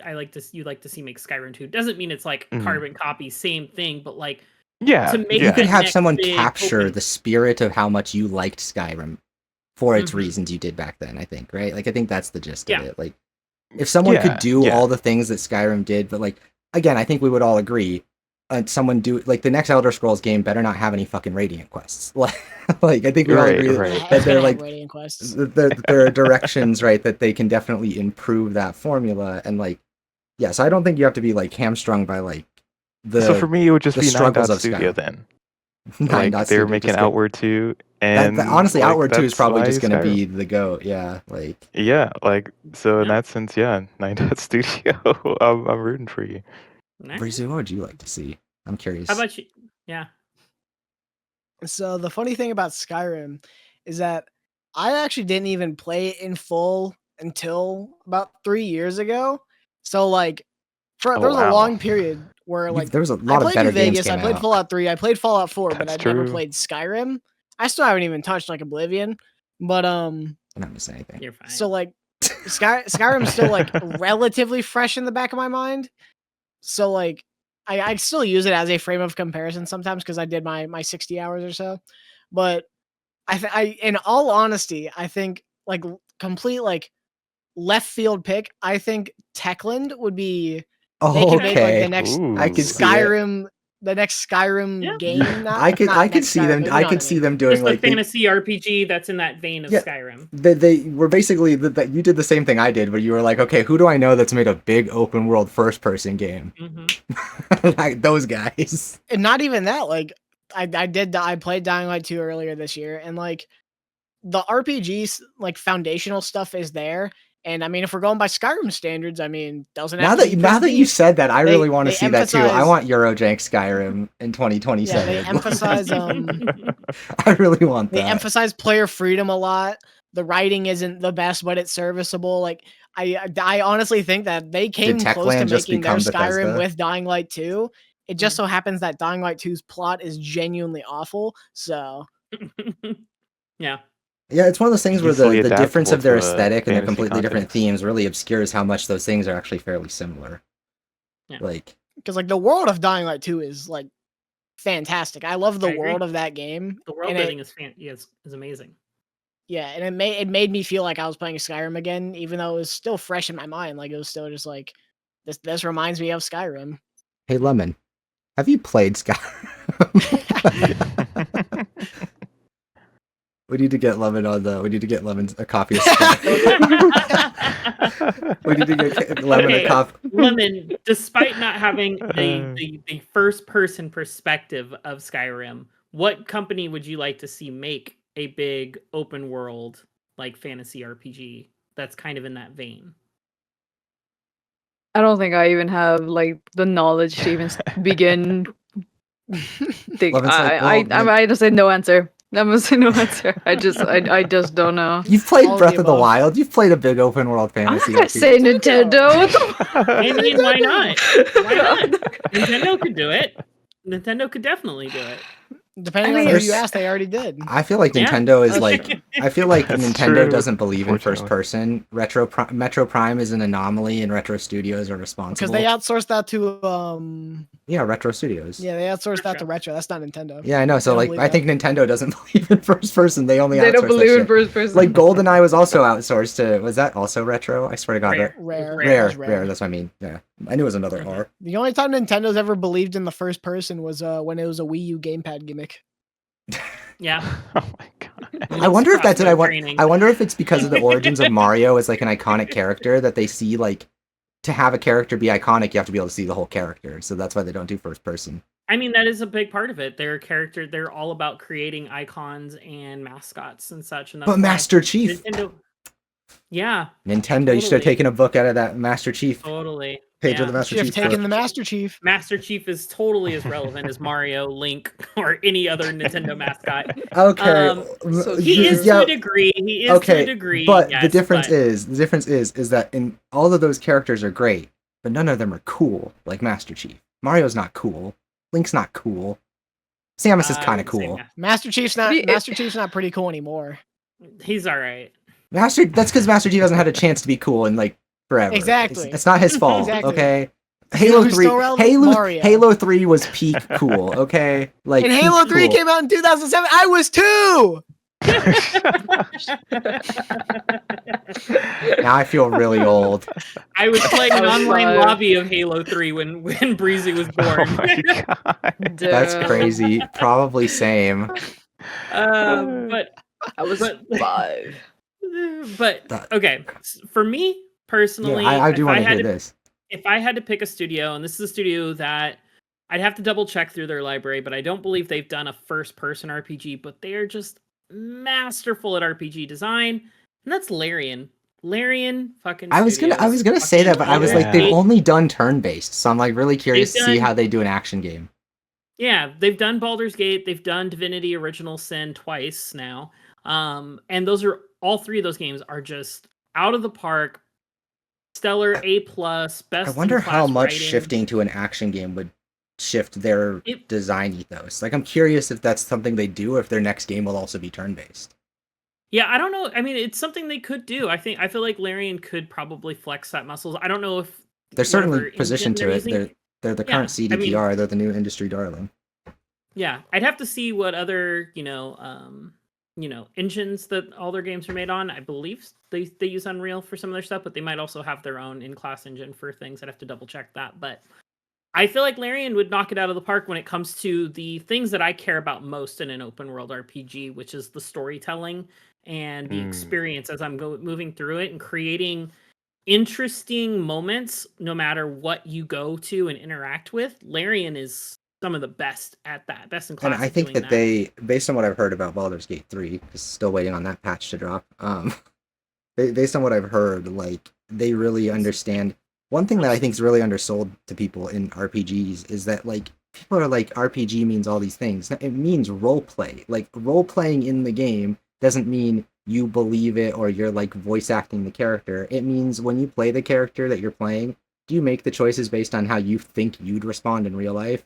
Then that's role play. And I feel like a game that like really I've heard that they really embrace that there, so I would love to see more of that. Like I think that's the best part of RPGs that just people don't lean into enough is like the value of getting to be your own character and build them in a deeply interesting, unique way.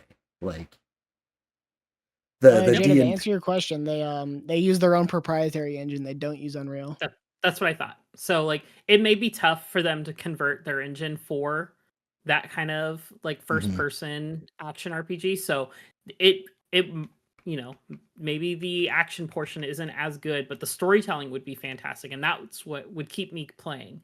I can forgive some kind of like if the gameplay is a little underwhelming, I can forgive that if the story is very good because I can find fun in most gameplay systems and most combat. that's where I'm at. Yeah, same. But you can't make a better story if In the your story head, is, yeah. is just ass. You can't I mean, you can rewrite the whole story, but it's not going to be in the game. Like, you know, You hear it's that, Yeah. one Techland? of those things. You can't.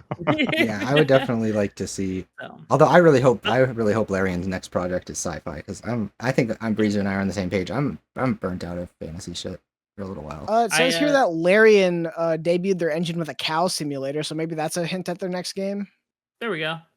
They're doing the cow levels from Diablo. That's what all Perfect. it is. No, it's gonna be like Goat Simulator. Yeah, I would.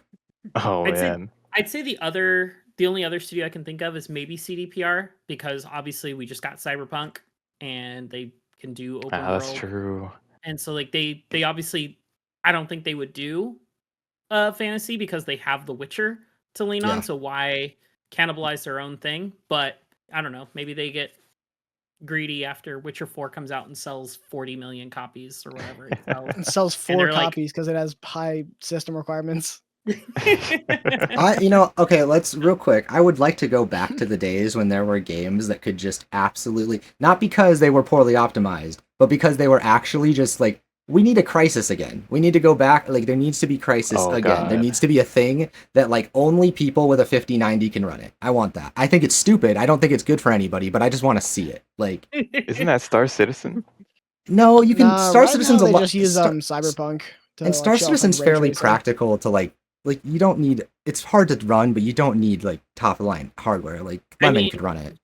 To be fair, and not to criticize my beloved, but a lot of those people taking the benchmark test for Monster Hunter Wilds were running into those issues where Yeah, it's like, Here's the is funny this thing. So here's the Crisis? issue with that. Speaking of, because since you mentioned that, the Monster Hunter, what I was noticing is that their page on Steam, right, lists their Mhm. recommended and minimum requirements. Under their recommended requirements, they list, I believe, a 2060.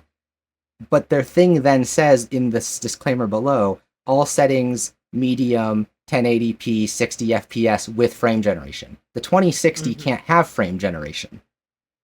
So it's like so it's Oh, really? so Lemon, for example, had a great benchmark on their 4060 laptop because it has frame gen. Mhm. But there are people that'll have 3070s that are going to run into issues because they just don't have the latest DLSS frame gen bullshit. yeah, that happened to my friend. He has a 3060 and he couldn't his benchmark was all over the place. Yeah, because frame gen is doing all the heavy lifting. Mhm. Lemon got a benchmark of like 80 FPS or something. Like it was doing Damn. fine. Yeah, it was like And 80. this is why Average 80. this is why console gaming will always be the best gaming. Console gaming is the dude. Exactly. I was trying to Amen. play, even just trying to play Deadlock earlier. I was like, I hate playing on my computer. Playing on your computer's fun when you're rich, and then like a year later, it stops being fun. That's the only time. It's like when you have a brand new top of the line PC gaming's fun for like a year. That's it. Except it's not because the game still won't run very well. See, yeah, I haven't run into the modern issue of running all the latest games on my PC and having them not run at all because of insert. It's also insert issue that wasn't there the last time you booted it up and shut it down, but now on Tuesday. Oh, that's the randomly worst. Yeah, doesn't you're wanna giving me work. flashbacks. Don't I've even get me started. I've gone back to the console, I blocked all the these happy memories. place. Like I'm like, yeah, I'm playing my games at 30 PTSD. FPS, but at least I'm playing them. I'm not sitting here troubleshooting them. I hate troubleshooting. I shit do. on PC. That's why I've built computers for years since before Breezer was born. Since before Breezy was born. I've been building computers since 2007, so whatever time frame that is. You were 2. There you go. I've been building computers at least since then, and so and it's fine. It's not. It used to be a hard, lot more but fun when it was like it was you also, got such a good. You used to get so much more for your money. You used to spend $750 and do 4 times what a console could do, and now it's like you spend $1,500 to do 1.5 times what a console. You spend could do. $1,500 and you have the graphics card. Yeah, exactly. Yeah, true. That's literally it. I mean, my first PC was $650, and it made the Xbox 360 and PS3 look like a joke. And I combined. I told you this. I combined in 2 Austin Evans videos. He had a $500 budget and a $750 budget, and I split it down the middle and built my first PC that way. And it made the consoles look obsolete. But now you just can't do that. I really enjoyed my time PC gaming, but the time I lost PC gaming to troubleshooting it just makes it not worth it.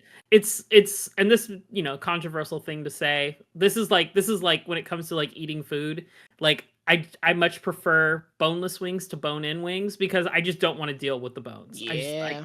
I just want to eat my food. I don't want to have to like. I want to call you surgically crazy. navigate the I want to chicken. call you crazy, but I can respect it because the logic is so sound. I just want to. I want to eat. Like I'm food, like I don't wanna know. eat food. Like I don't really want to deal with all the shit on a chicken wing. I just like how they become extra crispy. Yeah. I hate holding Like, don't that get me shit. wrong. Like, bone-in wings are almost always going to taste better than boneless, but the ease and the time I don't have to waste dealing God, with it makes us cleaning the sound so bone. lazy, but it's just so true. It's convenience. it's what it is, and I'm a fiend for convenience. So Yeah. That's what fair. it is. Sometimes that friction is good though, you know. Like I'm going to a crawfish festival in Dallas next month, and you know, breaking claws and Mhm. taking Too off much. tails and stuff like that. Too much work for me. Sometimes Too much the work for me. work That's to fair, to that's get fair. to the food makes it taste so much better. Yeah, I yeah. can You know, appreciate EA that. tried to do something like that with loot boxes once. Turn Y'all- into a crawfish? Y'all weren't here for Battlefront 2. It gives players a real sense of pride and was- accomplishment. I was here for that. I What? was there for the launch. I can't believe you Yeah. didn't immediately get that reference. Pride and accomplishment Battlefront working 2 for the launch. food. I I was Did not prime remember the candidate exact for a words. Star Wars shitto game. People kind of like that. crawfish though. is like the Souls like of food, Of you know. food. Yeah, that struggle makes it so much tastier. Is you it like know? harder to eat than crab? I've never had crawfish. No, it's like the casual Souls like food.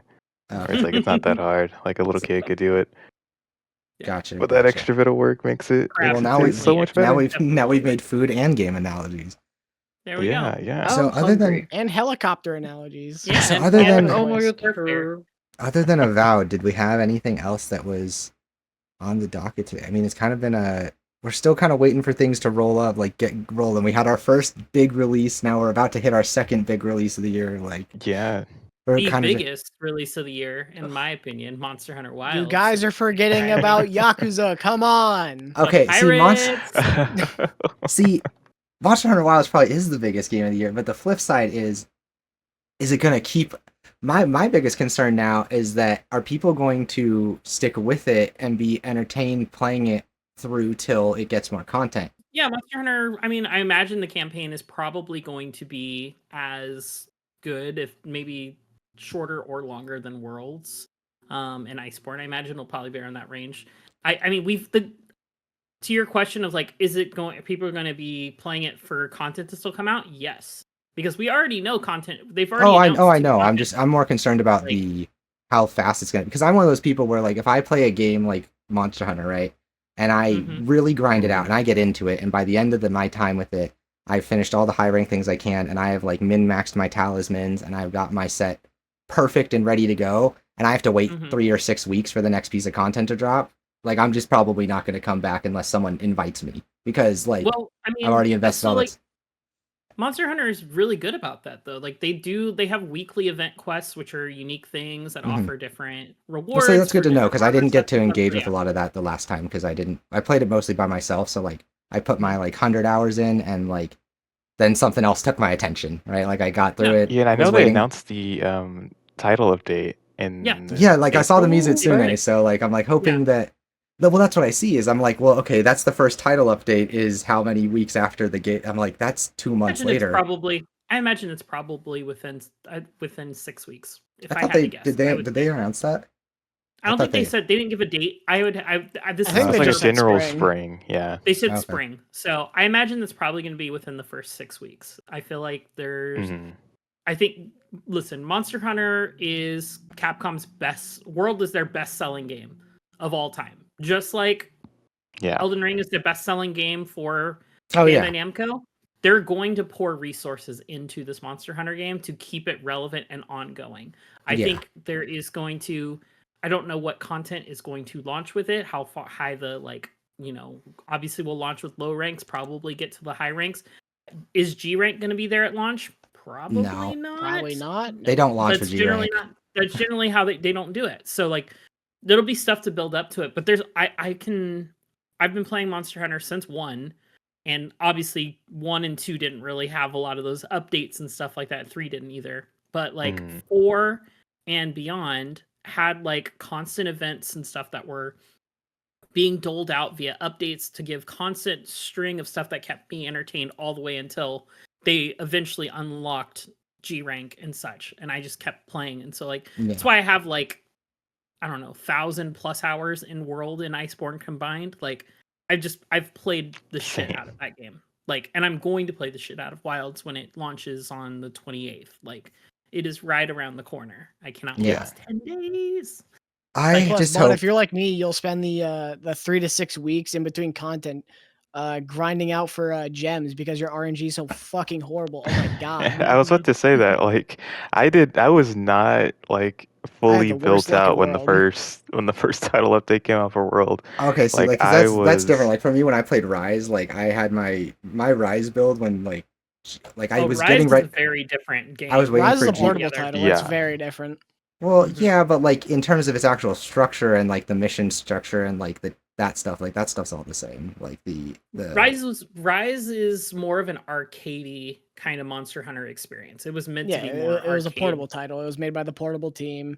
It's made for like a bus ride. Like you just do a quick hunt and then you're off the bus.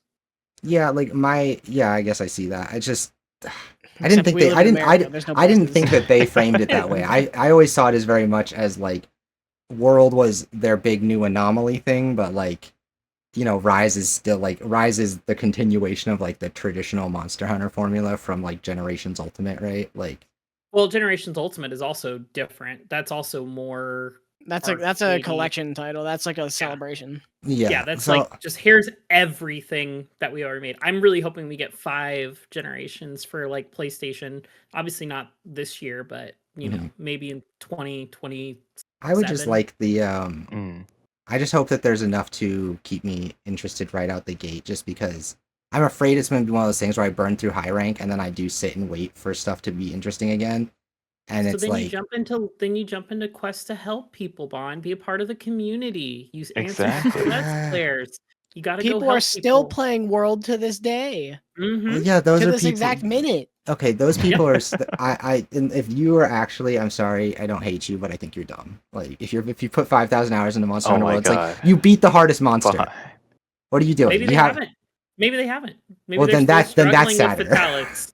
What if they're helping out low ranks? Yeah, there's a lot of people that play and just help. Like I go back probably every year, and I spend like probably a whole day just like jumping into SOS, answering SOS flares, and just I think of stuff like that, and I like used to those do kinds that of in between titles. The thrill is in the hunt, Bon. See, I think about stuff like that, and I'm just it always confuses me because I guess it's just like I don't see these games as these big social spaces because like they just don't feel like it. I just like hunting. I just like killing monsters and turning them into hats or boots or pants. Yeah. And it's well, fun. no, but I mean like the social out like I forget that Monster Hunter is so much a team game because like I think of it as like Monster Hunter is like Dark Souls with better combat. Like I'm just there to fight the monster one-on-one and go toe-to-toe with that bitch and show him what's what. Like, and then I'm like, oh yeah, you can play this with friends. like there's a team element in that you're, I forget that that's a one big part of guy's the stunning identity. the monster, one guy's cutting the tail. You're focusing on different parts of the monster, Yeah. It's a team dissection. Yeah. It's and how you all like interact with each other's builds. But yeah, like I just remember in Rise that they that it was really easy to get all the way to the end of the current content that they had at launch. And I get it. Yeah, because it was a portable title. Yeah, you say that, but like people, but it had like this roughly the same amount of content as like World had at launch. They generally don't launch with their full gambit. No, Rise was much shorter. Was it? I heard people were doing World in like 60 hours, and Rise was like 50 to 60 hours too for most people. Rise was very short, and the story just kind of ends, and then there was nothing for 2 months. I want to say there was no like updates. And stuff to unlock. I remember World being short too, but I guess I just haven't. I mean, it's been a long time. If you like exclusively beeline the story, then yeah, Worlds was short, but but World had a ton of side quests and optional stuff to do. So like that was the big thing that kind of stood out from Rise. Rise didn't have nearly the amount of stuff that World had. Well, then that's good though, because that was my big concern. Is that like I just remember being like kind of done with it and waiting for more stuff and being excited because I loved it, and then like just burning out in the wait. Yeah, I'm still gonna miss my Wirebug because I think that like that'll be my other nuclear hot take. I think that the Wirebug made Monster Hunter a better video game, but well. I really do. It just I could get where some elements of it needed refining or work, but I don't know who thought, yeah, let's get rid of the recovery. That thing that made the game so much better. Like let's get rid of that button. Exactly. Yeah, that's Breeze's it's point. Again, like it's a skill issue. It's also a skill, but it's also the same kind of thing that it's like if you get hit and it's already gonna hurt. Why does it also have to feel bad, right? Because you got hit. Yeah. Yeah. To incentivize you to not get hit. I just find the whole if you get smacked by a Rathalos tail, then you learn, hey, I should not stand here when Rathalos is flying above me. I feel like you can learn that by taking a shit ton of damage and not having to like do this god awful get up off your ass and walk around animation. I hate that so much. That only happens when you get hit a lot. And the wire. No, my point was like when you're getting knocked over. If you get hit by a big knock or a big charge or something, or you like, or just anything like that, like you get sent into the air and you land on your ass. Like if you get sent flying. Yeah, but that's part of the mechanic though. That's like the whole thing. That's part of the mechanic is you want that because that gives you iframes while you're laying on the ground until you stand up. So you have time to like wait for the right moment to get up or for an ally to heal you so you don't die. Is that true? From the incoming you have iframes on the ground? When you run towards the camera and do a roll like into the dive, it gives you iframes. No, because I'm a normal person who thinks that if a monster runs at me while I'm laying on the ground that I'm going to die. No, yeah, you're invincible on the ground for the first like I want to say like 2 or 3 seconds, like you're invincible, like you can't be hurt. It gives you some iframes there. Obviously, if you lay down for too long, then yes, and a creature can walk over you and step on you and smush you to death. It's like one of those things where I'm not a Monster Hunter purist, so like it's one of those mechanics I'm just gonna like deal with. Like I think not even a purist thing. It's just the mechanics of the game. No, it really is though. It's like the sheathing mechanic. Like sheathing is just shit, but like I get why it exists. You know what I mean? Like it's not fun. It makes the game less fun having the sheathing mechanic. Like, just as a whole, the fact that you have to put your weapon away to move at a reasonable pace, like, is yeah, Bond, you're carrying a giant hammer. Or I get it. You're also doing Naruto ninja attacks. Like, yeah. Do you know who doesn't have that issue? Dual blades. Yeah, or sword and shield users. Sword and shield. Play sword and shield this time around. I've already got my thing. That's true. I've got my thing. It's just it's sword those and shield things. Is so good. It's such a good weapon. I like sword and shield. I just like using my charge blade more because it's like that, but with steroids. It's like that, but cool. Well, I mean, sword and shield. You've got a sword and shield basically. So, and you can. Yeah, block, but you can't do great. But like you can't do the cool thing. The pew. I'm not saying stay in sword and shield form. I'm just saying, you know. Oh yeah. No, I get what you're saying. Like it's, I don't know. You see it every time that people talk about those games, right? Like it's the two things. Love and dedication to them. Yes, I do see that when people talk about Monster Hunter. The sheathing and the knockdown are like the two things I see everybody would be like, this just feels bad. Why is this? And all the Monster Hunter fans go, because it is. And everybody's like, but it feels bad. And they go, yeah. What I'm hearing is a little bit of a confirmation bias. Guy looks up, why does this suck? And then he finds all the results on why does this suck. No, I see. I don't look up why it sucks. I see other people saying that this thing's really bad. And I'm like, okay, that probably just unbiased results. Gets directed to r/Monster Hunter Rage. Oh my god. Monster Hunter Rage. That's a real Reddit, by the way. I'm gonna let you in on a little tip for when you start wilds. There are sheathing gems to help you sheath your weapons faster. Mm-hmm. That's so dumb. It's a bit of a because you have to farm the monsters. I love that. That's like selling. That's like having a skill point that lets you double jump. It's like, or you could just have that. That should always be the skill point you spend first. I'm totally okay with double jumping lock. I think that stuff like Hollow Knight. Like I think Hollow Knight should have started. Game that has Hollow Knight should have started with a dash and a double jump. Like the fact you had to unlock. Oh, I agree. That's a Metroidvania. That's a very different thing. No, to me it's not. Movement's movement. I want. I mean, but in a Metroidvania, movement is like literally how it's a levels puzzle are designed piece. around. It's all like levels are designed around that. So, but yeah, I think you'll have a better. My hunting horn I will like Mhm. Wilds. Has I will never had definitely. issues moving fast. I will Yep, definitely there you have go. fun with. I will definitely have fun with Wilds. I just know that like having been spoiled by Rise, that I'm going to miss this really cool feature. Like, I don't think you Have you will. have you I think played you'll- World, Bon? yeah, I've played World, Okay. and and whenever I play World, I'm just like, I this is like the thing I like, but But you miss your arcadey, casual no, bus ride Monster Hunter. I miss having movement. I miss having a game that fair. lets me actually Just to like, mess with him, just to mess with Bon, or bringing back underwater combat. Heck yeah. I would Do fuck it. with underwater combat I just because it makes other love people mad. underwater combat. You I you love forget underwater my favorite combat. kind of fun is making sure other people don't have fun. Mhm. Well, your favorite kind of fun is movement. The second place is making sure other people don't have fun. That's true. Yeah, number one is movement. True. I'm like movement brain rotted. I'm just like, I'm just thinking about it now. I'm gonna miss the idea of just like, oh look, I'm 30 feet from the monster. Instead of sheathing and running my chubby ass over there, I'm just gonna hit a button, launch myself 20 feet in the air, and land on his fucking head. Like that was so satisfying. Why do you have your weapon drawn from 30 feet away? Because he ran past me. I pulled my weapon not out. in range. Summon He your ran. mount. Yeah, that's why Rise had It's your also Palamutes. Are you just wire bugging from like location to location? It was literally fast. If you were good with the wire bug, it was faster than using the Palamute. Yeah. I don't This know. is but you're turning not into using a up a skill resource. review of Bond's I Rise used to Like- drift gameplay. my Palamute around all Oh, sorts. they're fun to Exactly. drive. They were fun to ride. I just I learned that very quickly that like the way you could get over entire I know. I'm giving you. environmentals. Yeah. There's whole mountains and Yeah. hills and stuff you can get over and get to certain spots a little bit quicker. Yeah, no, it's just. I a just like matter feeling of- like a ninja. I just want to feel like a ninja. Go play Ninja Gaiden. That doesn't make you feel like a ninja. Actually, that makes you feel like you're. Oh god, like you're a bitch. That's what ninja That makes you makes me feel feel like. like a ninja. What are you talking about? Yeah, Go maybe play you're Neo good. 2 actually if you want to feel like a ninja. That's a samurai. Get your shit right.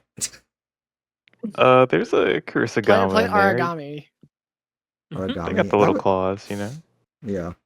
But Like I think Tenchu-Z. I'm looking forward to it. Like I think everybody's looking forward to it. Like everybody's gonna be playing it. Oh yeah, yeah. Yep. I do realize how much it's kind of like my perspective on stuff has shifted. Just getting more used to playing so many games though, because there's like I It's just also, know- like I know it's gonna be good, so that almost kills some of my excitement. Like it's gonna be great. Mhm. It's Monster Hunter. They don't mess it up. It's gonna be fun. Like I'm not gonna have any new or novel thoughts other than give me my wire bug back. Like, that's gonna be my video because I'm like, what else am I gonna say? There's gonna be new mechanics and new things that they add to Wild. So I would like to see them revealed a iterate lot. mechanically with like updates too. I think it'd be cool if they actually are willing to add like new stuff in those updates aside from just monsters. That's It'd be usually cool. reserved Remember for the like, the Clutch big Claw? expansion. Mhm. Yeah, Iceborne.